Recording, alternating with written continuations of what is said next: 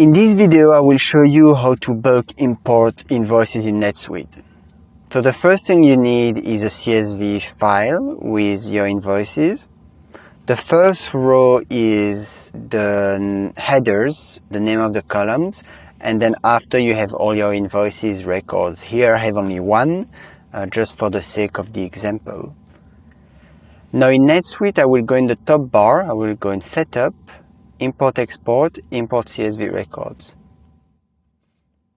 I will need to choose an import type. So let's go for transactions for the invoices. Then the record type will be invoice. Character encoding, if you're on Microsoft Windows, that's the one you will need. Western Windows 1252. If like me, you're on Mac, or you export it from the CSV from another system, it's most likely to be Unicode UTF-8. My CSV is comma delimited, and then I need to upload it. So do I have one file or multiple files? I have only one file. I select it, and then I click next. Add, update, add or update. Depends if your CSV contains only new invoices or also existing ones you have previously imported and you just want to update some of their values. So choose accordingly. Advanced options. I won't go too much into detail because there's a lot here. So I will click next. Field mapping.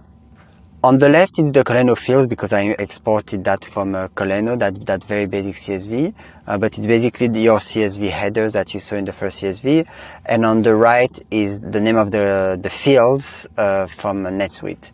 So you can see, try to do a best guess mapping. So the way to do is that you just drag and drop. So I will just delete, I click by mistake. I will drag and drop that one here. I don't have the line items, I won't have the total, that's fine, it's just for the example. The due date is already there. Currency, it got it. So it looks pretty good. I check here on the right and I can see, oh, invoice number, that's not too bad. So I'll match it with my reference. Then I click next.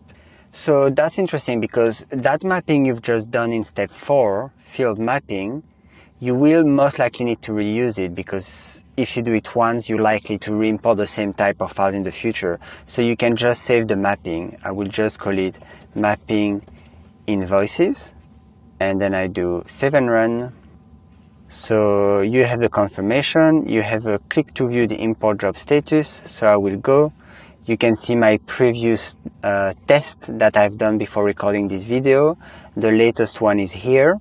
I've made it on purpose that the record won't work, just to show you that when it doesn't work, so you can see % complete 100% and message 0 of 1 record import successfully. So the error messages, you will have them in CSV response.